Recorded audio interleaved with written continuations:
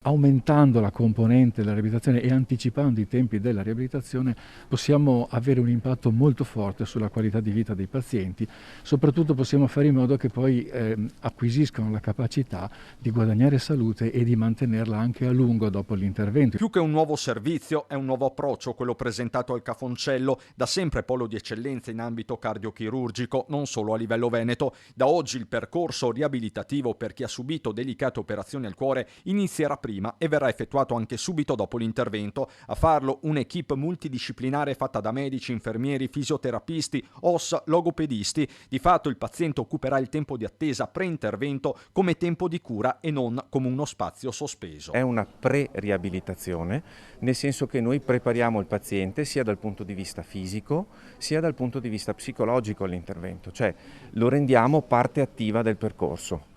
E che è un altro aspetto importante, avere la totale consapevolezza di quelle che saranno le singole fasi del proprio iter chirurgico. La durata media del ricovero in terapia intensiva si attesta sui 3 giorni, mentre la degenza complessiva nel reparto di cardiochirurgia è di 7. Tra le 2 e le 3 settimane il tempo della riabilitazione, stando ai dati del sistema sanitario relativi al Cafoncello, che resta tra i centri migliori in Italia per bypass coronarico e sostituzione valvolare. Il nuovo servizio interesserà ogni anno 800 pazienti.